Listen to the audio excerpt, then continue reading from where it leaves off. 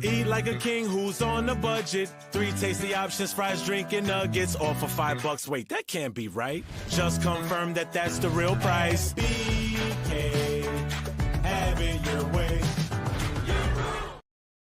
Before we dive into the total chaos down in Miami, we got to talk about a different kind of fire. And today's show is fueled by our great friends over at Burger King. Look, the Dolphins might be cutting Tyreek, but Burger King is adding the heavy hitters. You guys need to try the new Ultimate Steakhouse Whopper. I've been saying this for weeks. It was actually inspired by fans, over 600,000 of you. And it's loaded with golden onion rings, crispy bacon, sauteed mushrooms.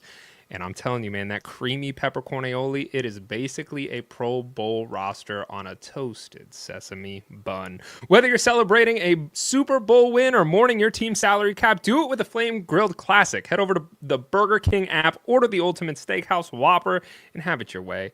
Now, let's get into these cuts. Welcome into Leatherbrainz Podcast. I am your host, Slapdog, and if you thought the offseason was going to be quiet, you have not been paying attention. We are officially in the danger zone of the NFL calendar. Rosters are being gutted, legends are being cut, and the landscape of the league is shifting beneath our feet as we speak. We are live today breaking down the absolute chaos of the roster purge, looking at who's hitting the open market, and later in the show, it is time for the 2026 Leatherbrainz Award. I know why everybody is sitting here. You're wondering, why, Slapdog, you're looking so handsome, you're looking so fly. We're handing out the best hardware to the best, the worst, and the most unlikable figures in the game. But right now, I've got to bring in my co-host, the man who has never met a hot take he didn't like, my very good friend, my brother, Alan Casanova Castro. Yo. Alan, the league year doesn't even start for a few weeks, but the vibes right now feel like a total reset for half of the teams in the NFL. When you see these massive names that are getting cut on a random Monday, do you think GMs are finally getting smarter about the salary cap, or are we just watching the teams kind of in a panic mode and throw the baby out with the bathwater? I mean, maybe both, depending on what team you're talking about. I think the stuff in Miami is, those salaries were not sexy. And Tyreek with his knee, they just need to go a completely different direction. But it does seem like a lot of teams, this offseason seems fun for everybody, because it literally doesn't matter if you just won the Super Bowl like the Seahawks, you were almost there like the Rams, or you're trying to come back like the Chiefs, or at the bottom. Everybody's working on a ton of stuff with the salary cap, even going up. There's going to be a lot of fun storylines. You talk about signing, trades. When we get closer to the draft, it's going to be fun. Like I'm excited for this offseason, because I think this is going to be one of the few. This is going to be one of the few off seasons where you don't have like 3 teams. You're like, all right, well, who's going to catch them? Everybody's kind of planning for a few years out. It's like I think there's precedent being set with the last 2 Super Bowl winners being quarterbacks that I think people are like, okay, maybe not the best, sure, but if you can build a team around it, and I think a lot of teams are going to start emulating that. So I wouldn't be shocked to see somebody like Tua being out the door soon, and I wouldn't be shocked about a lot of teams just restructuring and feeling like, all right, let's just build at the lines and do this all over again. And so I think it's going to be fun. I think it's going to be really fun. I know, the season winding down, a lot of people are sad about the NFL, but like, honestly, like this is when you start to get all the juicy details and rumors. It is. And so it is. It's a good time. Yeah. It's a good time for sure. It 100% is. And, you mentioned, Tua, let's start with Miami. And like I mentioned, we are doing the award show. So anybody who's tuned in, at the very end here, we are going to be handing out the awards that you guys have chosen. So you guys all voted on these different awards. And we're going to be breaking that down at the end. But before we jump ahead of the gun here, let's talk about Miami. So Dolphins dominated the headlines today and yesterday with a massive roster teardown under their new head coach, Jeff Hafley, and their new general manager, John Eric Sullivan. So they cleared over $56 million in cap space in a single afternoon. Tyreek Hill was released. And this, you could argue this is the biggest bombshell. He's coming off a major leg injury, and the team moved on from him before they were guaranteed to pay him an $11 million guarantee. Bradley Chubb, the 2-time Pro Bowler, is also out. And then you mentioned this already, Tua. Reports are kind of circulating that the Dolphins are officially looking to move on from Tua via trade or release if they can't find a trade candidate for him. Were you surprised by any of this news coming out of Miami? No. I mean, this is something they had to do. You have to hit the reset button. What they were doing obviously wasn't working, and then obviously, getting rid of the head coach and moving on. Like, this makes sense. This is what you should be doing. You should be clearing up cap space to figure out how do you start from the bottom, and not totally bottom, but I think this just provides them more wiggle room to do what they want. The other thing that I don't want people to freak out about is, and I don't think these two names are going to come back to Miami, but you're going to hear a lot of names that either get released or cut, or they try to do a restructure. I mean, don't be shocked if some of those guys just go back on like a better team deal. It can happen. I think these two guys are going to try to contenders, or quote unquote contenders, will probably try to pick these two up. Tyreek, maybe a little more shocking, more just in name value, but I think just the leg injury, his age, and then the comments he made, was it last year where he's like, I'm probably going to play a few years anyways. It's like, yeah, that money did not make sense to go to him. So for that value, yeah, that made sense for the Dolphins to just move on and be like, all right, the Bradley Chubb one was kind of interesting just because, I mean, he's a good defensive player. The Tyreek one, I'm not surprised by it. And I think we all kind of saw the writing on the wall because Tyreek is Tyreek. He's kind of crazy. This team does need a lot of, rebuilding assets, and he is a depreciating asset on this team as far as his availability and usability. Does he come back to the Chiefs, Alan? I mean, does he come home to you? If I'm the Chiefs, I would say no. I would say hard pass. Sure. I think he's what, 33, 32, 33? Yeah, if they 30. He's 31. 31. He'll be 32 in But March. I mean, that's the fall off we see for wide receivers. It's kind of 100%. That range is when you start to see that drop. And his knee injury, like Tyreek's whole game is predicated on being the fastest, twitchiest person out there. And you don't know what kind of Tyreek you're going to get back. I mean, I could see it. I just saw Chris Jones was tweeting at Tyreek saying, "You coming home?" And my first thought was, Chris, you might not be there either. So I don't know. This might not be your home. You might also not be there. So I don't know what you're tweeting about. I don't think the Chiefs will do that. I think the Chiefs want to go a different direction overall. I don't know though, but bringing Eric Bieniemy back, if there's anybody that seemed to wrangle everybody together, I mean, just kind of do it one more time. It sounds like Travis Kelce is going to come back for one more year. Do you think that's the right move?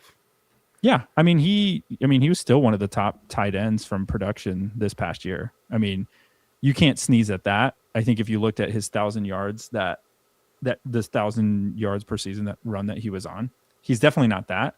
But I mean, he's still serviceable. I mean, he's still one of the upper tier tight ends in the league. Is he the best? Slow. No.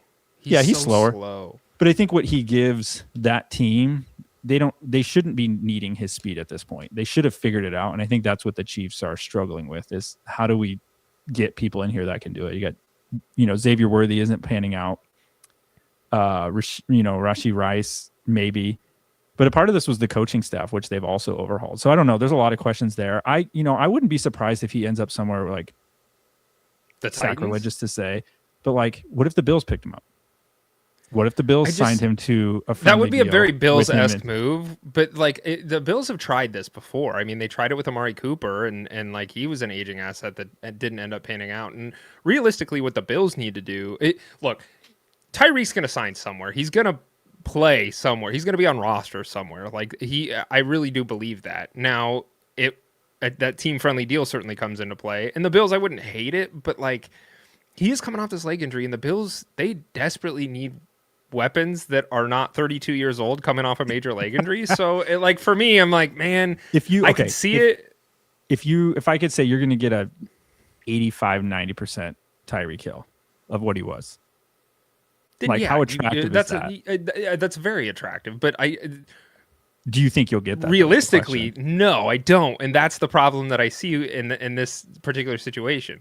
There are teams that are desperately needing wide receivers, and the free agent market this offseason is very desolate at the wide receiver position. You have Alec Pierce and you have George Pickens, and so like those, the wide receiver well is not very deep as far as free agents are concerned. So yeah, I think Tyreek is an option that people are definitely going to look at because the market right now is not great for it. And the other thing is then you're sitting here looking at, do I have anything I can get in the draft? And so it's not a good market, and that's why I do think Tyreek will find a home. He'll get picked up after the draft, right? Yeah. I think teams so. will go through draft, figure out what they got, and then bring him in and figure out how his rehab's going. It's all going to depend on his agent too, because if his agent sits here and says, "Well, I got offers from this, and this," like, what are we doing here? Like, so realistically, if teams were smart, yes, you wait till after the draft because you want to see if you can hit on some of these guys and wheel and deal. But there might be a team that gets desperate enough where they pull the trigger prematurely. I think had he not had that leg injury and they just released him and he's healthy, I think he goes well before the draft. I think obviously somebody's going to pick him up. I think that leg injury though, that is pause. That is give you a little pause. At 32, gives me some pause. And it wasn't just like a leg injury. That was like just ripped to shreds. That was horrific. Yeah. So I want to pivot over while we're still kind of on this Miami train here, and let's have a conversation about Tua, because when Tua signed his contract, I think amongst the Leatherbrainz team, we all audibly laughed, and we were like, are you serious? Tua is not worth this. We knew it, and now the Dolphins are seeing that come to fruition where they're like, no, this guy's not worth it, and we have to pay him an exorbitant amount of money, and he was benched. He was not playing well last year.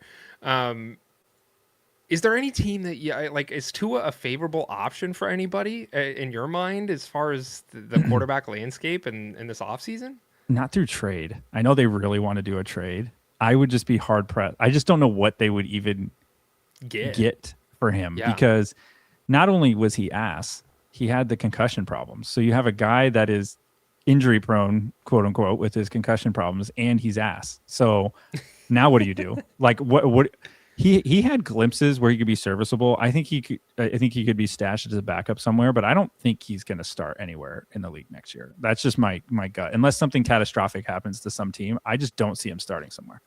Oh, well, let's put a bookmark in this, and let's kind of go over to the free agent and the cut season market, because there's some more quarterbacks, and I kind of want to have this conversation as a giant conglomeration of quarterbacks. So, Kyler Murray. Rumors are heating up with the Cardinals that they're ready to move on. He has a $19.5 million salary for 2027 on the guarantee, and that is guaranteed on March 15th. That's a drop dead date. So if he is off roster, the Cardinals save $20 million in cap there. And then there's another quarterback, Kirk Cousins, the Falcons. After the restructuring his deal in January, Cousins is probably going to hit free agency. Michael Penix, he's kind of fully entrenched as this starter for the Falcons moving forward. Kirk Cousins is 38 years old, but you have three quarterbacks. Not great options, but you have three quarterbacks that are kind of on that free agent market. And if you look at the quarterback landscape for the NFL right now, there's not a lot of spots for these quarterbacks to go, which I guess is a good problem to have for NFL teams. But the only teams that come to mind for me are the Jets, who Justin Fields rumors are swirling. He went 2-7 as a starter with the Jets, is as good as gone. And cutting him saves $10 million, which Aaron Glenn kind of probably wants for defensive reinforcements and also to probably pay a different actual quarterback instead of a running back with the quarterback title. So the Jets need a quarterback, and you could argue maybe the Browns, but I'm trying to think of teams that are like, who are going to take a shot on these kind of, and the Cardinals and the Dolphins, who are both moving on from their quarterbacks. Yeah. So, the landscape isn't great for any of these guys in landing spots, and the majority of these guys are probably going to be bridge transition quarterbacks for the future of whoever these teams draft down the road. So, correct. I mean, given all this quarterback talk, is there anyone that tickles your fancy if you were looking for a quarterback, or anything, any happiness in this bleak existence for these gentlemen? I think if you're Kyler Murray's interesting because you don't know how much of that has been the coaching turnover, how much has been I think that is an interesting name for some teams. And if I am somebody like the Jets, that almost seems worth it, because I think there is still something there in the tank with Kyler Murray. I think he still offers you something more than any of those other quarterbacks do, or Miami. Whomever wants is looking at here's my option if I'm going to go the free agent route. That is obviously you're rolling the dice with all this stuff because you don't actually know anything. You're like, maybe he does suck. Who fucking knows? He's got a shitty attitude. Yeah. But that one's interesting. Kirk Cousins, man. I mean, he just hasn't been the same since he left Minnesota. He's been Like, I don't know how healthy he's been when besides, I don't know if that's for you. I think I've lost you. I think we.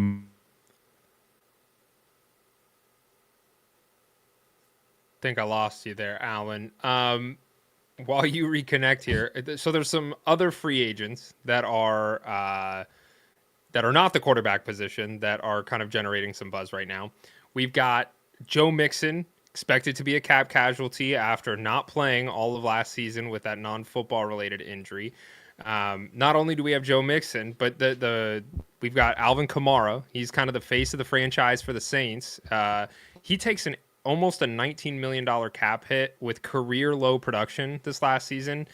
I expect them to move on from Alvin Kamara. TJ Hockenson is another one with the Vikings. He carries almost a $22 million cap hit. This is the highest for a tight end in the league. And after a quiet couple of seasons post ACL surgery and the emergence of some other weapons and question marks at the quarterback position, Minnesota might designate a cut for him. They save almost $16 million there. Another tight end being Cole Kmet. The arrival of Colston Loveland, the rookie sensation, has made Kmet's $10 million salary kind of look like a luxury that Chicago perhaps shouldn't or cannot afford. I think he's a great trade candidate and or cut, depending. I mean, this is a new regime under the Bears. And then Calvin Ridley, wide receiver for the Titans. The Titans desperately need a wide receiver help, and Calvin Ridley was not the answer. And I think we were very vocal about that as soon as that signing was done. New coaching staff between Robert Salah, Brian Dable is the offensive mind there. I mean, they could save almost $18.5 million by moving on from him. So, any of these shockers to you, or conversation around any of these jabronis? No, Hawkinson's good. It sucks about the ACL, just these injuries. I really liked Hockenson, Kmet too. I think there's just interesting stashes for teams that need to fill some spots. They could find themselves into some really good situations. Honestly, I think it's probably a positive thing for a lot of these guys to cut and move on and find a new home. Kamara is seeing the end of his train, and I think Ridley is as well. I think so too. Ridley, I'm just not a huge Ridley guy. I know some podcast guys are, but not me. I'm not. No. And I think Joe Mixon's probably done as well. I think he's seen his time. I think he'll get maybe a 1-year contract as maybe a backup and maybe a little bit of gas in the tank. But and Justin Fields, I think he is relegated to backup duties for the rest of his career. I don't know. Yeah, that might be it. Real Fatal B says low-key forgot how Tyreek broke his knee. That was like how he did it. It was on the sideline. It got caught and twisted underneath him, and it was like all twisted up and gross.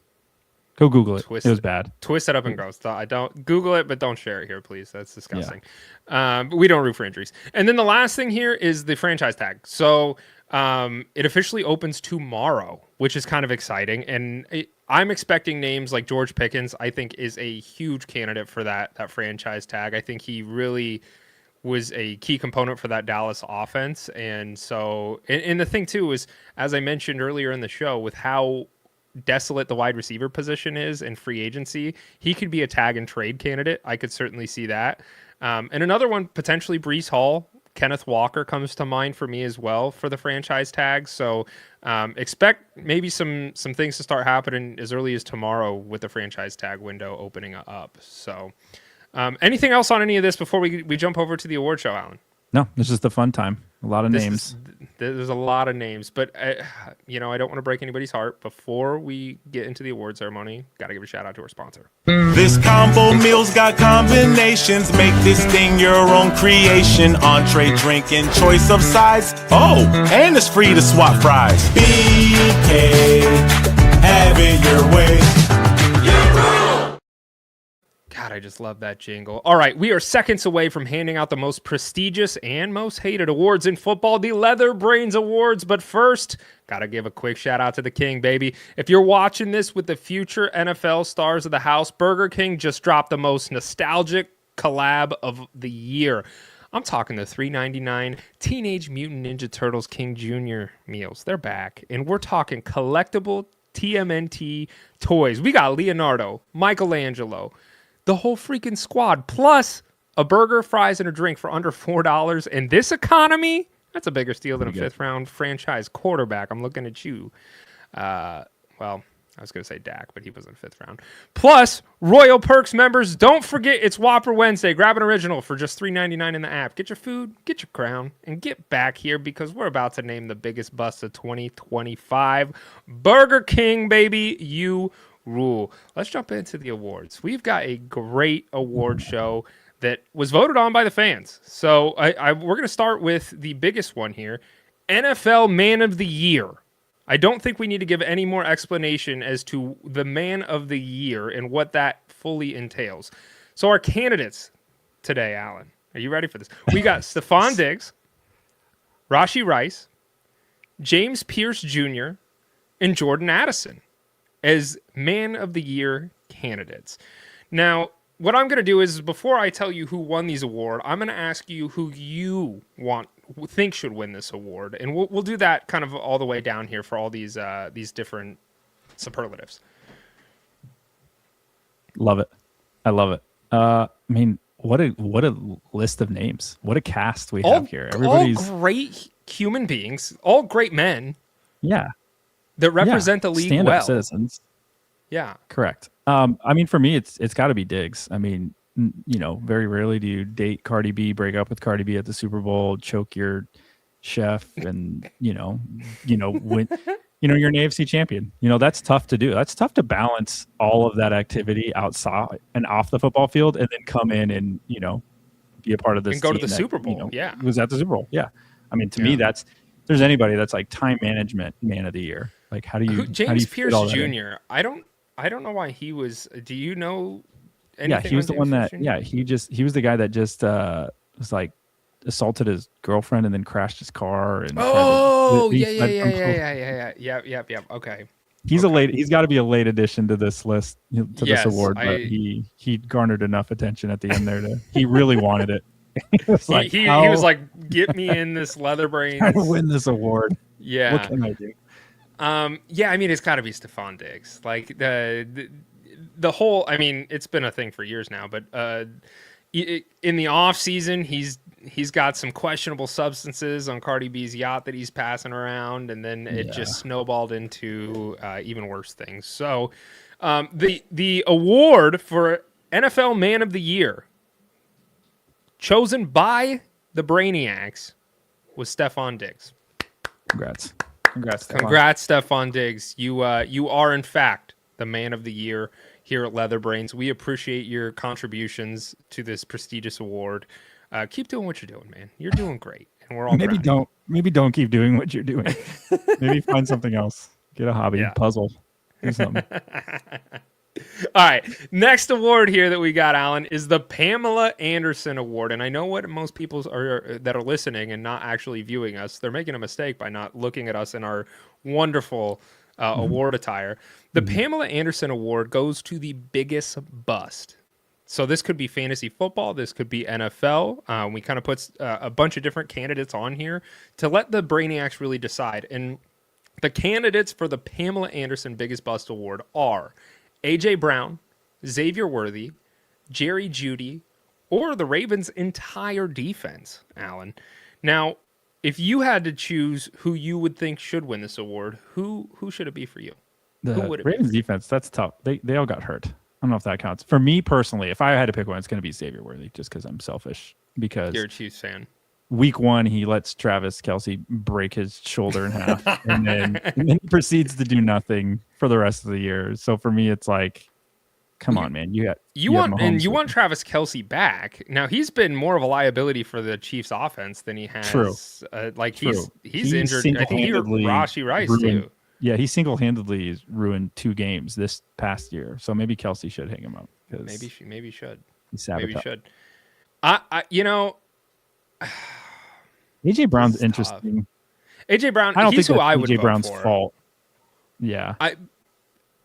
I don't either, and that's why I ultimately wouldn't vote for him, because I think Patullo, the shitty former Eagles offensive coordinator, played a really big hand in why that offense looks so dilapidated. So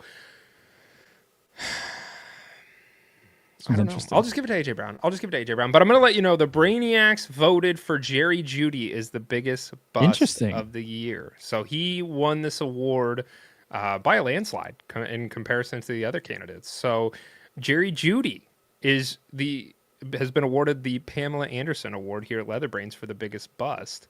That's got to be just because the year before he went off, and then he but shriveled like, into and nothing. this is where I don't know if this is also fair, because like there's been so much quarterback turnover, Right. and like the Browns are just a dumpster fire in general. Right. I think a lot of people anticipated Jerry Jeudy to have a very great year because there was no other options, and then he still didn't. From a fantasy perspective, yeah. I mean, Yeah. where you drafted him, you didn't get yourself. anything on. Yeah, you didn't that get was anything on return nothing. there.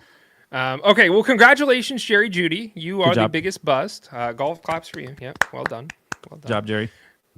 This next award, Alan, I really love this award. It is the Besides Eli Apple Award. And for those of you who don't know who Eli Apple is, he is one of the most unlikable players in the NFL. So that is what this award is the most unlikable player in the league. And our candidates we have 5.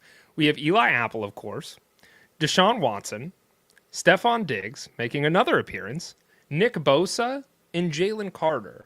Amongst all of these, Alan, who gets your vote? It'll probably just forever be Deshaun Watson as long as he's in the league. Yep. I mean, yep. That's the right answer. But also, you can't. Reasons. Yeah, you can't sleep on Eli Apple.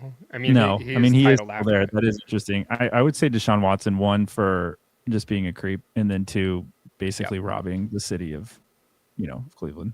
Just sitting there doing nothing. Just blindly. I mean, just blindly. With a smile. I mean, I'm going to be honest. If I were him, I'd do the same thing and be like, fuck, I'm not playing. Cool. Whatever.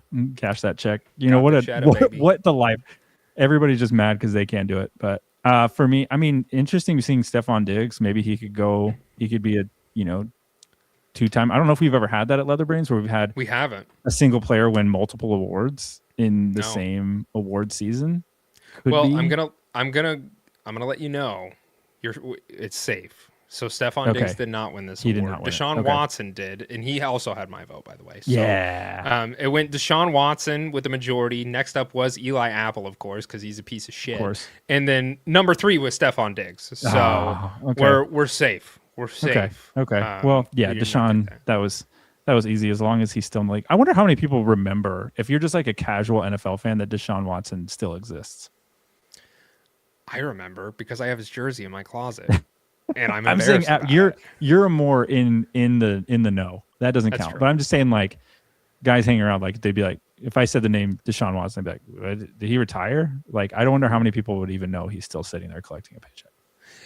I was thinking about this the other day when I was so I don't know why I was thinking about it, but I was like, Will Fuller. Like, whatever happened to Will Fuller? And like but then you start thinking about it, because we're plugged into the NFL and we talk about guys like Christian Kirk. Like, he's somebody that we know. He's on the Texans right now. We know he was with the Cardinals, and then he's kind of flip-flopped around. He was with the Jags for a little bit.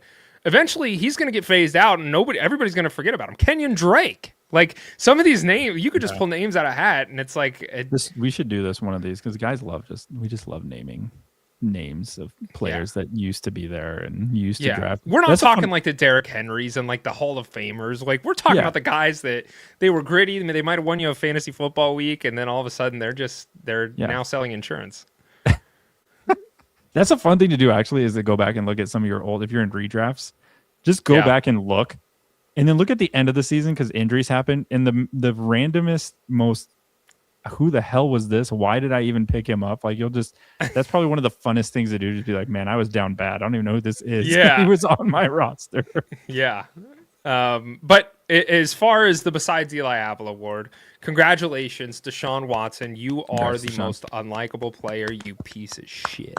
You did it. Hard work. All right. Next, literally. Okay, the Strike One Award. So this is the player that burned you this year, Alan, but you're still relatively high on. And I love this award every year, because it's really strikes home for the believers out there. And our 5 candidates are Travis Hunter, Kyle Pitts, which I'm pretty sure Scotty, I mean, he had to throw that one in there, Lamar Jackson, Ricky Pearsall, and Amarian Hampton. So we've got 5 candidates here. What player are you still high on out of this group? The highest.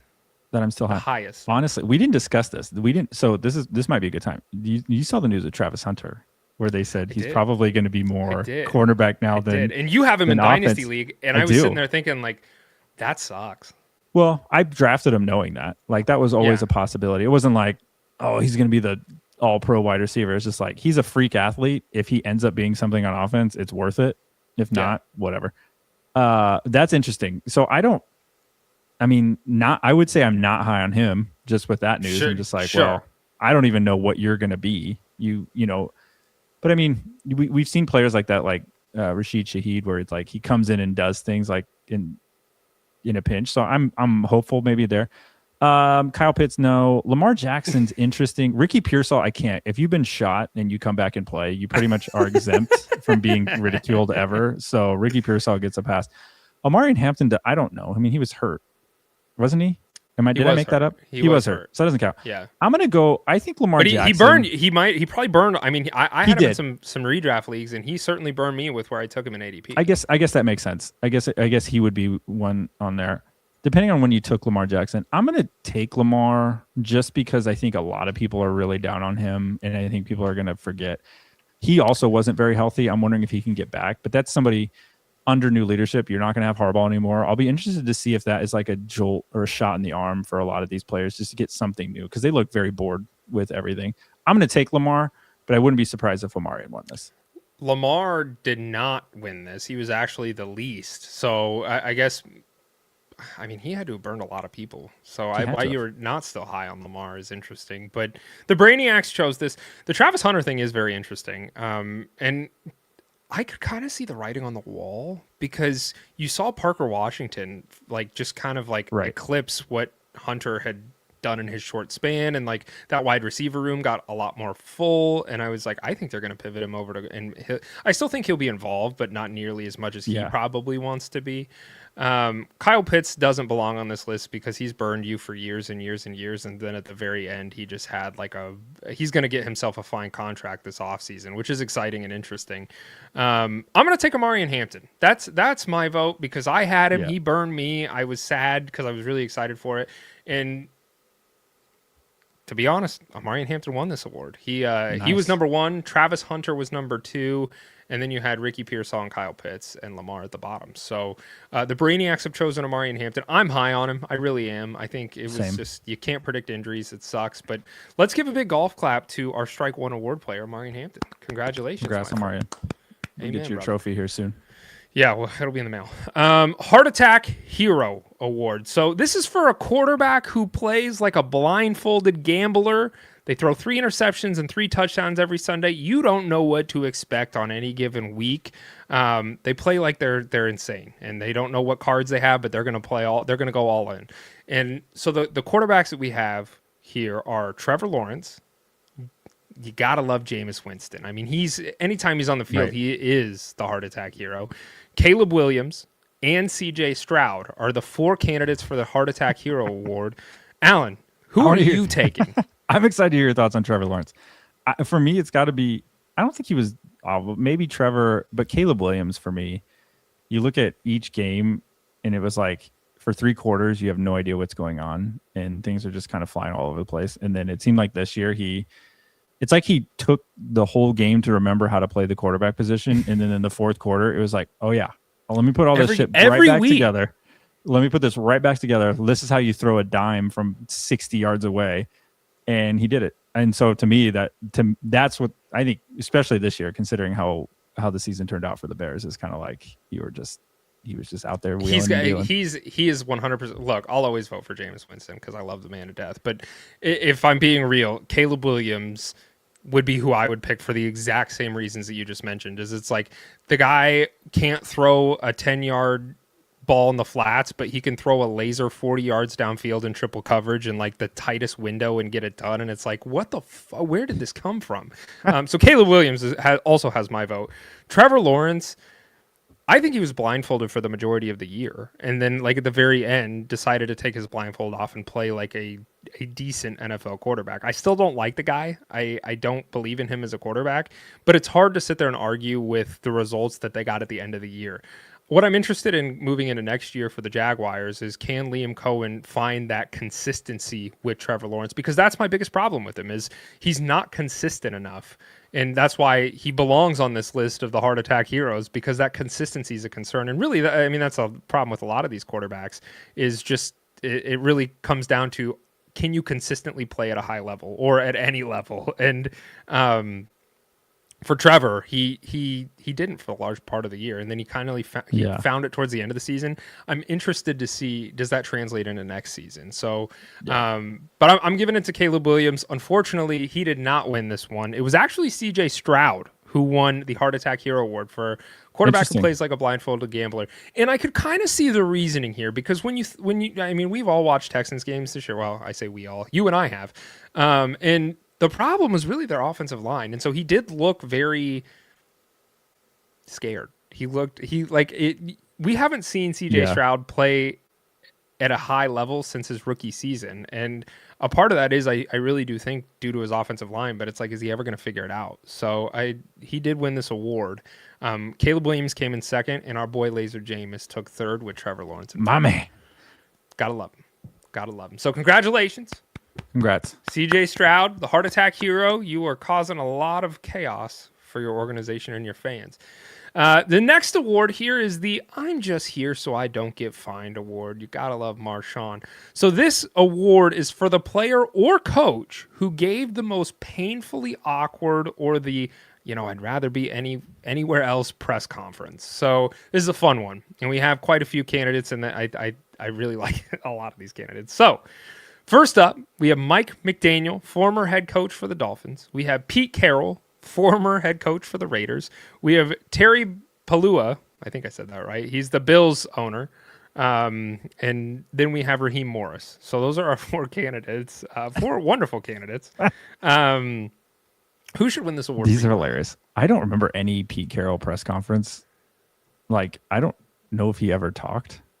I'm going to be honest. The Raiders, I kind of forgot played this season. I think Raiders fans kind of feel the same way. I kind of forgot they played. McDaniels was always hilarious because he was just dead man walking. All those press conferences were just so funny. He was close to keeping his job. You were almost freaking right. I know. I kind of wanted to just see the chaos, like what would happen to Miami, but they got an out. They got to fire him.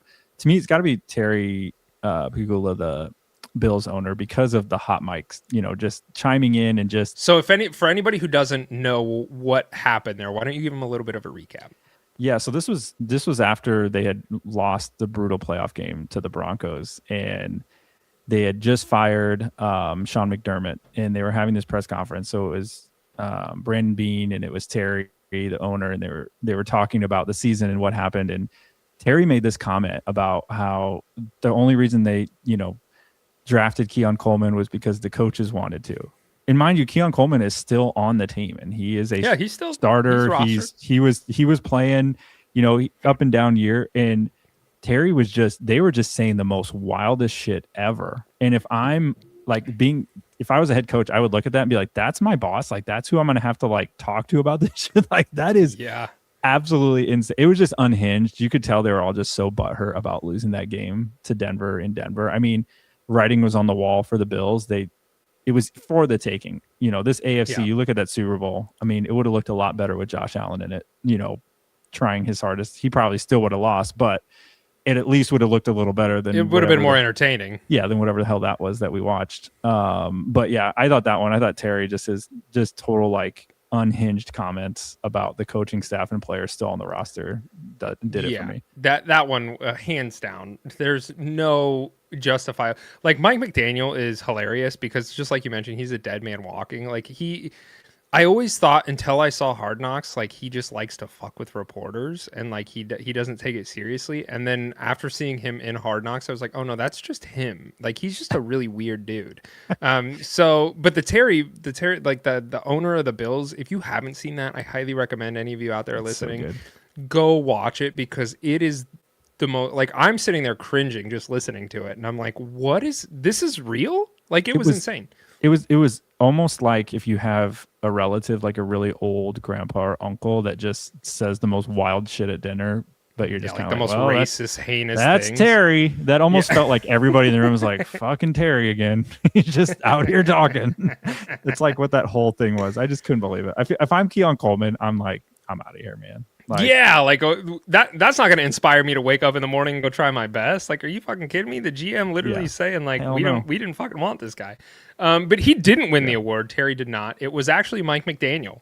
It was Mike McDaniel, Pete Carroll, Raheem Morris, and then Terry Palula. So I was very surprised at that because Terry had my vote, but the people chose right. Mike. So Mike gets it. That one, at least if it wasn't Terry, it should have been Mike, and it was Mike. So, congratulations, Mike McDaniel. The I'm just here so I don't get fined award goes to you. Congratulations, Mike. We will send that award out in the mail. And the next award here is the Surrender Cobra Award. This is for the coach whose decisions consistently make his own fans put their hands on their heads in pure disbelief. And I think we've got a great slew of coaches here for this award. We have at the top Dan Campbell, Ben Johnson, Kevin Stefanski, and Pete Carroll as the 4 candidates for this award. Alan, who do you give the award to? I'm just gonna rip the band up. It's got to be Dan Campbell this year. It's got to be.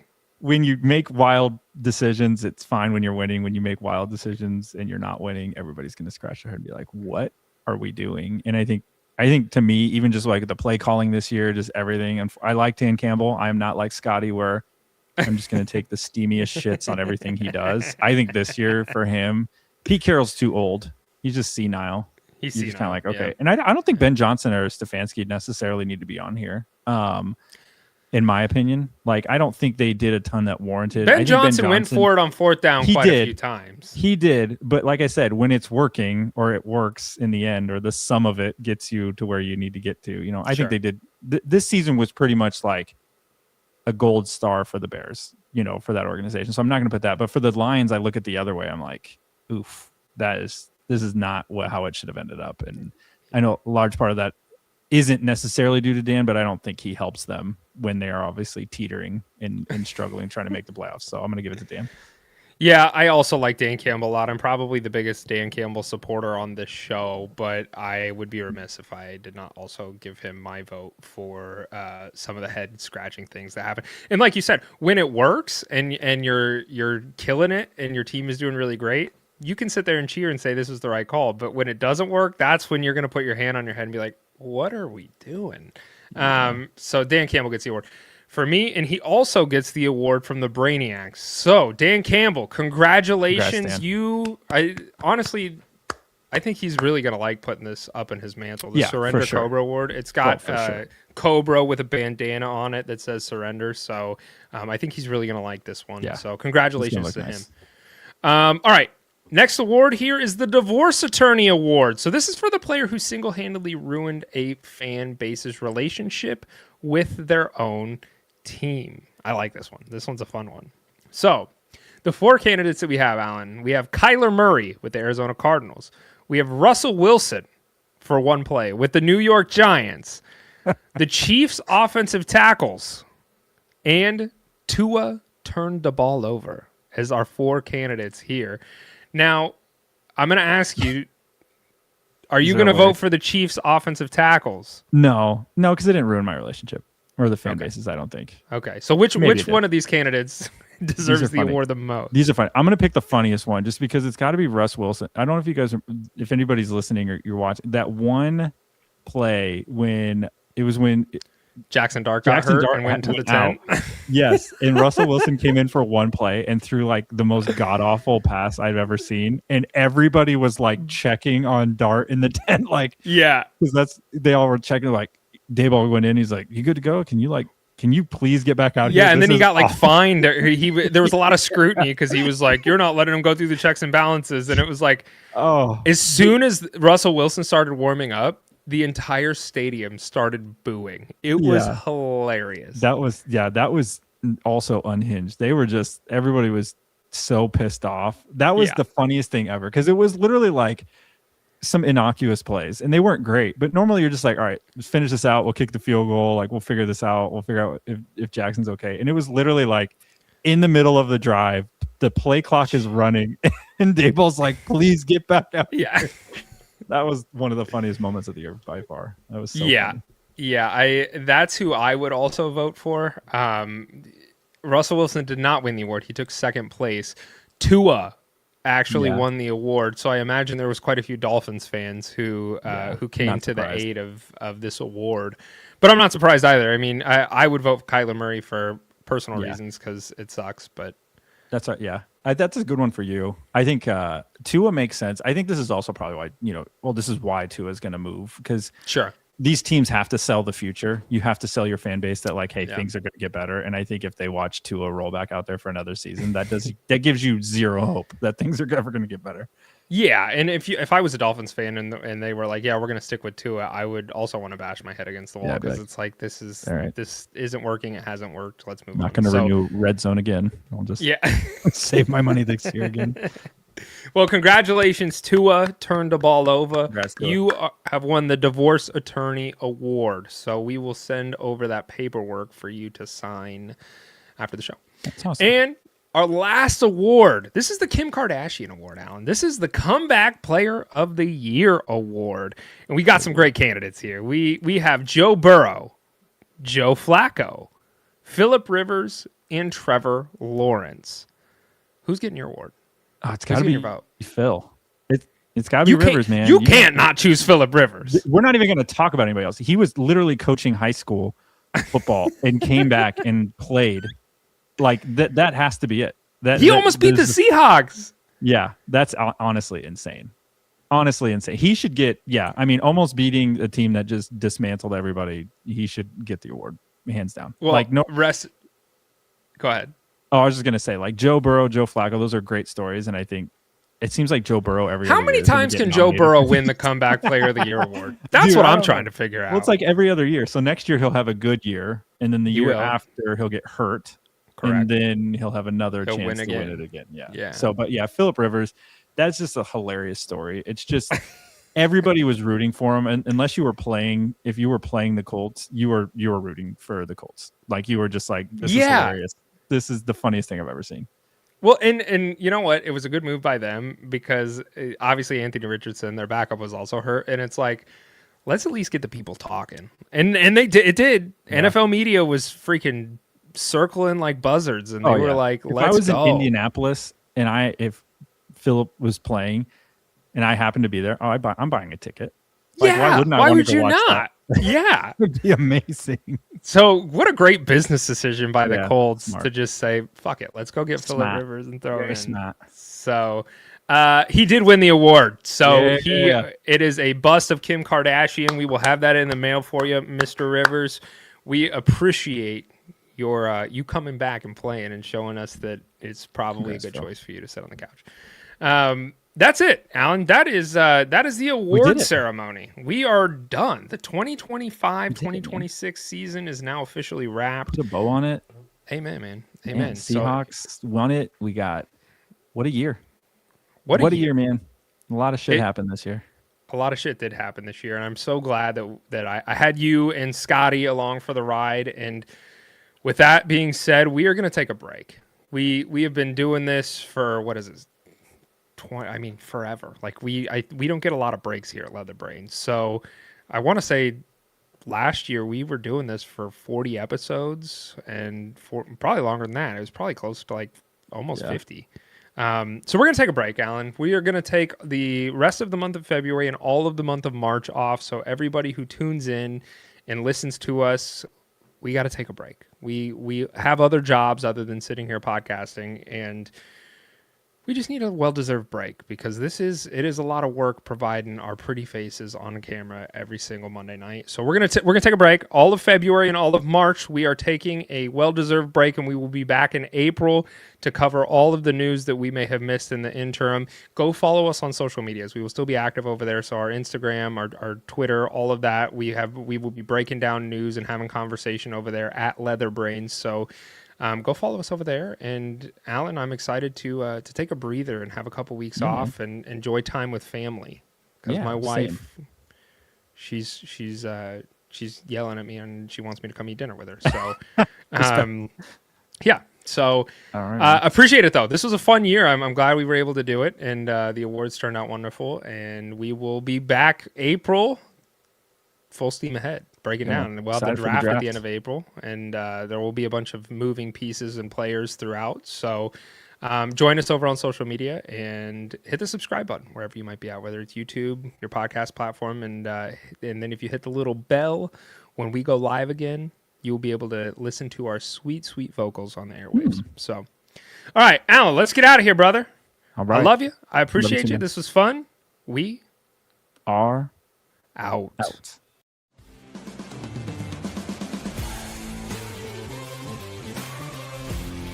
If you enjoyed this episode, make sure you tune into our new releases every week on your favorite podcast app. Follow us on Twitter, Instagram, and Facebook, and check out leatherbrainz.com for all of your fantasy football needs. And remember, Brainiacs, a championship should be more than a fantasy.